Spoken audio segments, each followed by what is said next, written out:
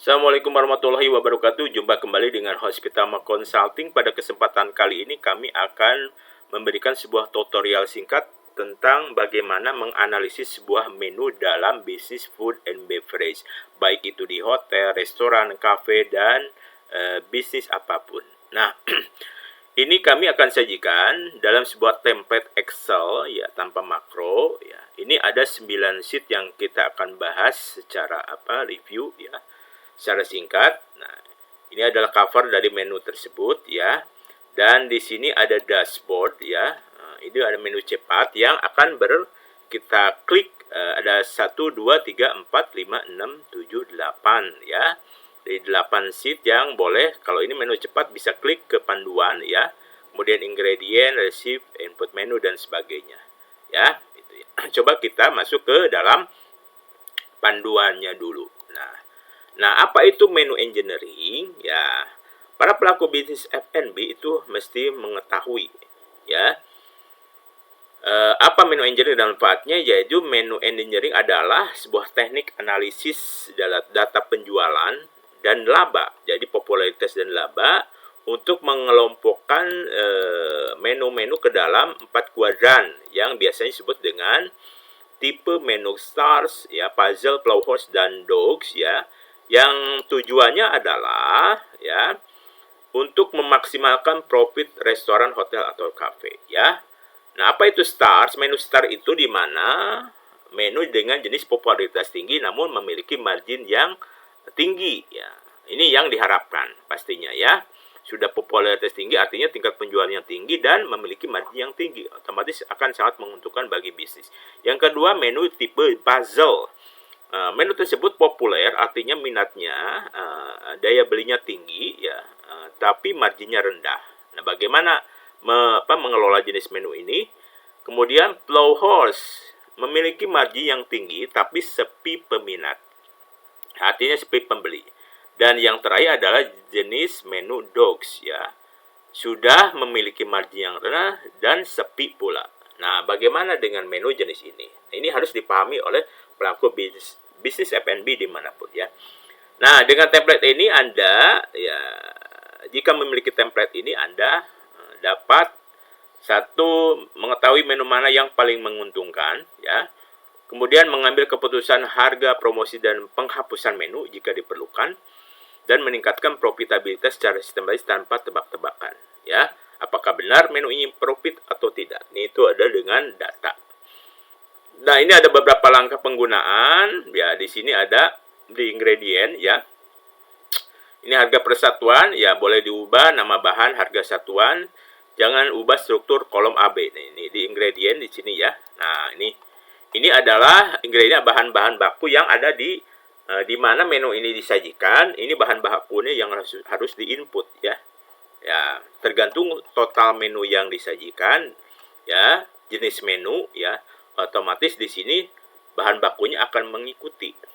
Nah, misalnya beef sirloin berarti ini ada sirloin steak di menu tersebut. Nah, kemudian nanti kita input menunya apa aja. Nah, ingredient di kolom A misalnya beef sirloin, ini boleh dirubah tergantung jenis menu.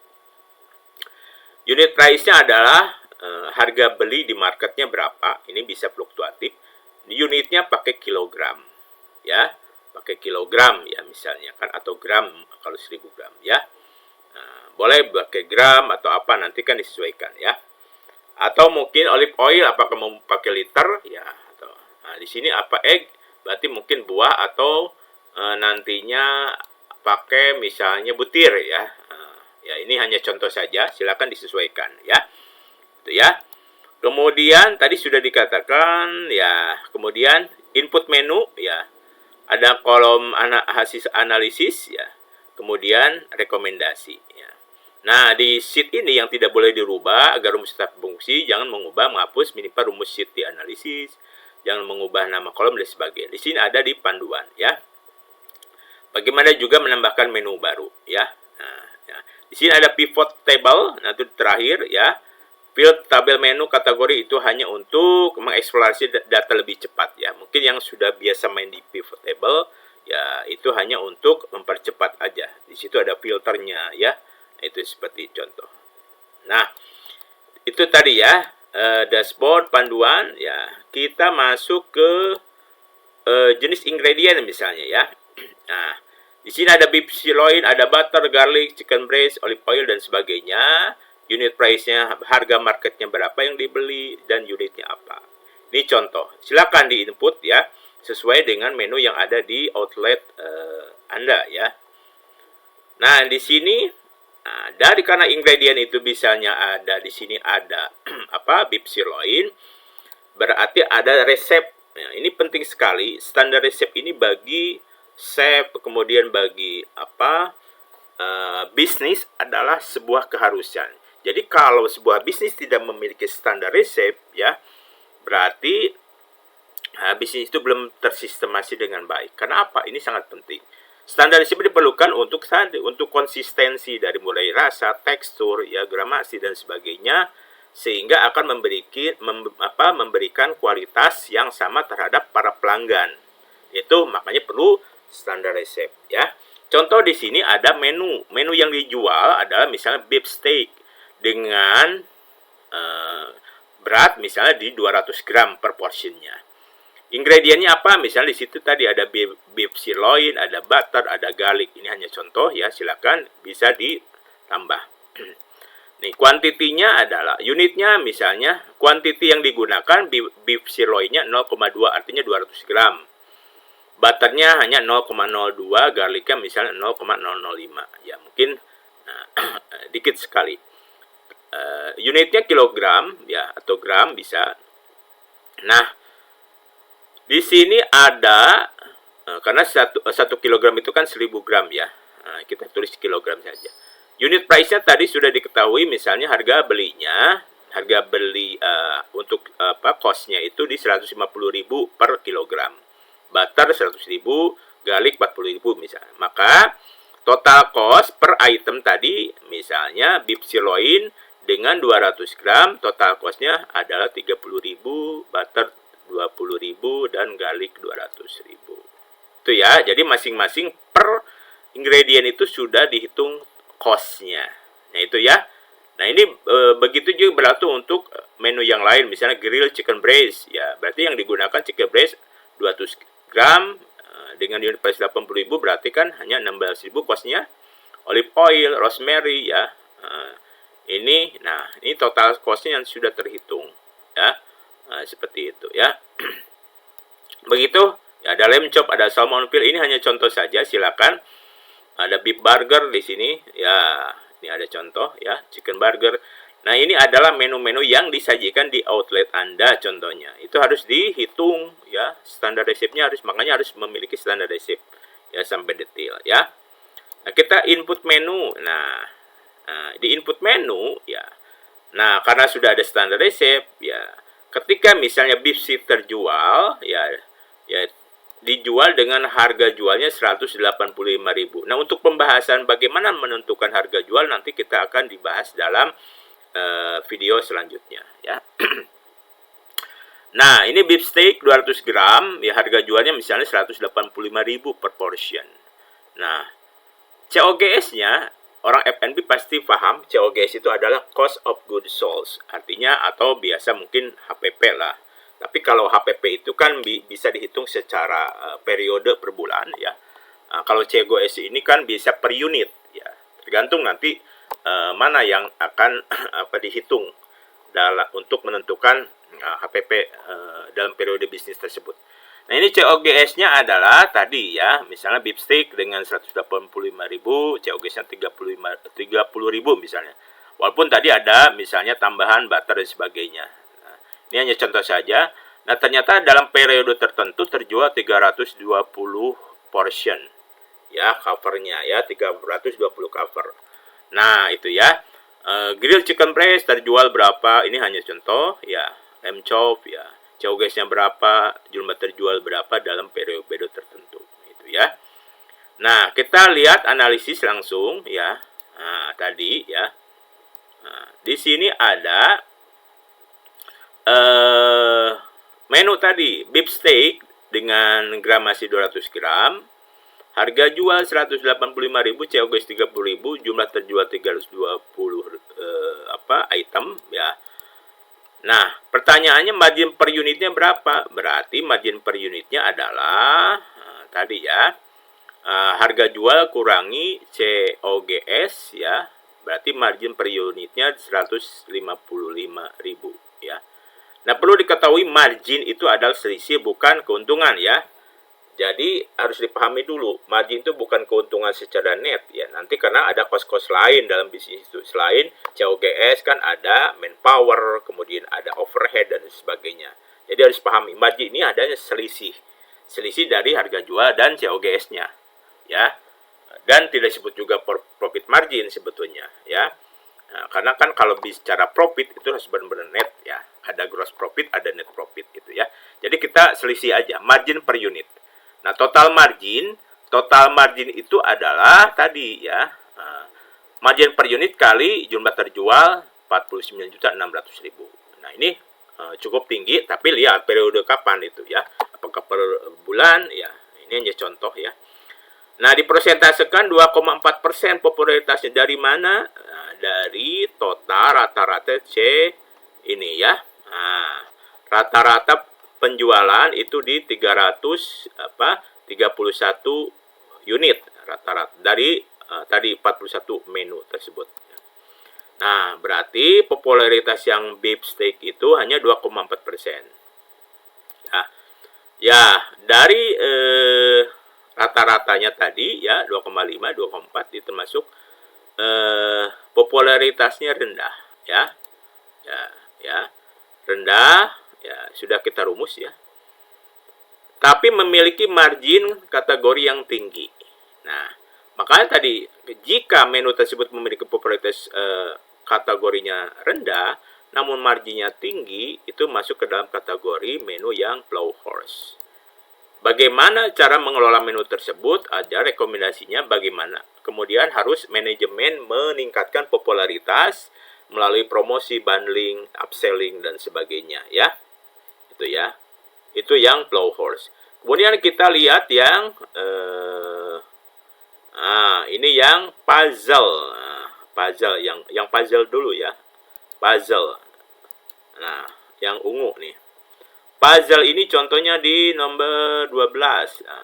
Club sandwich. Club sandwich dengan harga jual 75.000, COGS-nya 15.000, jumlah terjual 380.000. Nah, margin per unitnya 60.000 ya. Total margin ya, 60 kali 380 22.800.000 dengan popularitas 2,9%. Ini termasuk dalam kategori tinggi. Berarti kan tinggi, peminatnya cukup bagus ya untuk club sandwich ini. Ya, namun walaupun tingkat penjualannya bagus, tapi secara margin ya memiliki tingkat yang rendah ya artinya ya. Untuk populer tapi marginnya rendah. Nah, ini termasuk kategori puzzle ya. Rekomendasinya pada tipe menu tersebut adalah berarti kan masalahnya fokusnya adalah di bagaimana meningkatkan margin. Nah, kalau secara popularitas dia sudah populer, tapi marginnya perlu ditingkatkan. Melalui apa? Ya, mungkin menaikkan harga jual tapi tidak terlalu signifikan, artinya tidak langsung, misalnya naik dari 20%, 30%. Itu justru jadi bundler jadi bundler. Nah, jadi masalah nantinya ya. Atau menurunkan COGS dengan cara apa? Ya, gramasinya dikurangi, porsinya dikurangi ya. Ya. Kemudian itu puzzle ya. Nah, ini masalah di stars, ini yang diharapkan. Star itu jenis menu yang memiliki popularitas tinggi dan marginnya tinggi. Ini yang diharapkan idealnya dalam sebuah bisnis F&B ya. Sudah populer dan marginnya tinggi. Nah, contohnya misalnya di sini 6 ya. Fish and chips ya. Fish and chips ternyata harga jualnya 95.000, COGS-nya hanya 12.000. Jumlah terjual 410 ya. Ya. Nah, tapi ini juga mempengaruhi ya. Jumlah penjualan ini, volume juga mempengaruhi nantinya ya. Nah, ini margin per unitnya 83.000, total margin 34.030.000 dan persentasenya termasuk tinggi di 3,1% ya dari rata-rata popularitas. Nah, ini termasuk kategori tinggi ya. Dan margin kategorinya tinggi juga. Ya, artinya termasuk bintangnya lah, stars ya. Berarti untuk menu seperti ini ya tetap harus dipertahankan dan dipromosikan terus-menerus ya. Itu yang idealnya dalam sebuah bisnis. Nah, yang terakhir ini menu kategori dogs. Dogs ini yang tidak diharapkan ya. Jenis menu di mana tingkat popularitasnya rendah ya. Artinya tidak diminati dan marginnya juga rendah ya. Rendah dan rendah ya, rendah dan rendah sini ya. Contohnya di sini nomor 14 apa? Ya, kita lihat ya menu Greek salad ya. Ya. Dengan misal 70.000 ya harga jualnya. COGS-nya 4.500 ya. Jumlah terjual 210. Margin per unitnya 65.500 ya. Ya, jumlahnya 13.755.000 total margin secara keseluruhan dan persentase popularitasnya 1,6% dari yang rata-rata popularitas termasuk kategori rendah ya, dan marginnya juga termasuk kategori rendah. Maka jika melihat menu jenis tersebut itu masuk kategori dogs, artinya manajemen harus mengevaluasi dengan catatan bisa menghapus menu jika ada perbaikan. Seperti itu ya. Nah, berarti kan ada stars, ada flow horse, puzzle. Nah, ini ada analisa dari jenis menu-menu yang disajikan. Nah, untuk yang ini ya bisa digunakan rata-ratanya ya. Rata-rata berarti kan di sini rendah. Popularitas kalkulator rata-rata dalam menu yang disajikan di outlet tersebut rendah. Nah, ini nanti harus kontrol shift dan enter ya. Cara melihat rata-ratanya ya. Dari popularitas, berarti dari satu outlet yang diajukan apakah masuk kategori rendah atau tinggi atau bagaimana ya. Itu ya. Itu dari analisa tadi. Nah, rekomendasinya bagi manajemen apa? Jika menemukan menu yang stars di mana popularitas tinggi dan margin tinggi ya, maka harus silakan pertahankan dan kualitas dan ketersediaan menu tersebut jangan sampai mungkin lagi diminati tapi misalnya sold out dan sebagainya. Promosikan sebagai menu unggulan dan jaga konsistensi baik itu taste, ya, tekstur, ya, presentasi dan sebagainya ya. Kemudian yang puzzle ya, popularitasnya tinggi ya, margin rendah. Berarti manajemen harus menaikkan harga sedikit ya untuk menguji elastisitas. Kemudian turunkan COGS ya, ganti supplier atau kurangi porsi ya. Ya, supplier yang tentunya yang punya bargaining yang bagus dengan manajemen. Tingkatkan margin tanpa mengurangi popularitas ya. Jadi untuk meningkatkan margin tersebut ya dengan cara yang tadi ya, menaikkan harga dikit tidak terlalu frontal ya. Jangan dari misalnya harga segini dinaikkan 20% itu nanti justru akan menjadi masalah untuk manajemen. Plow horse ya popularitas rendah, margin tinggi ya. Populer tapi margin tinggi berarti masih ada ada harapan. Ya, tingkatkan popularitas dengan promosi, bundling, diskon terbatas, yang kemudian upselling ya untuk staff untuk upselling terus menu tersebut ya. Jual sebagai paket dengan menu lain ya, bundling tadi ya. Jika gagal, naikkan popularitas, pertimbangkan untuk menghapus. Itu yang option terakhir. Nah, ini yang terakhir, dogs ya. Dogs adalah jenis kategori menu di sebuah outlet yang memiliki popularitas rendah dan margin rendah. Yang ini tidak diharapkan oleh manajemen tentunya ya. Agar manajemen bisa mengevaluasi ulang apakah memang perlu dipertahankan. Kalau terus dipertahankan tanpa penjualan dalam periode tertentu, otomatis itu mempengaruhi COGS juga. Karena apa? Itu kan HPP ya, bahan baku harus tetap ada ya, tapi penjualan tidak ada. Itu jadi masalah ke HPP atau COGS. Bisa merubah resep ya, para chef punya kreativitas bagaimana merubah menu tersebut dengan teknik-teknik tertentu ya, sehingga misalnya menjadi sebuah menu yang unik ya, yang bisa menarik minat pembeli. Nah, jika tidak ada perbaikan selama 3 bulan misalnya, hapus menu dari daftar menu ya. Silakan, jangan dipertahankan terus ya. Prioritasnya adalah yang harus perbaiki puzzle ya. Kenapa? Memiliki dampak besar karena populer, laris ya. Populer itu artinya laris, tapi kurang untung. Jadi jangan sampai laris tapi ada potensi untungnya yang tidak dilihat oleh manajemen. Kemudian untuk plow horse ya potensi untung besar tapi sepi. Berarti masalahnya ada di popularitas ya. Untuk stars harus dipertahankan karena ini kan idealnya dalam bisnis adalah populer, ya, laris, dan marginnya tinggi. Nah ini untuk evaluasi untuk dogs menu yang marginnya rendah dan tidak laris, artinya tidak sepi peminat. Ya itu ya. Nah itu analisis dari menu engineering dengan template 9 template Excel ini. Silakan nanti akan bagikan atau untuk memerlukan sheet ini, template ini silakan diklik di link di bio di atas ya. Di sini ada data pivot ini. Pivot ini hanya untuk mempercepat ya filter ya. Silakan nanti diklik-klik saja.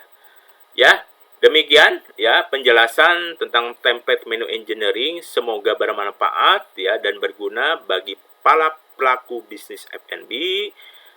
Sampai ketemu dalam pembahasan template atau video berikutnya. Sampai jumpa dan salam sukses selalu.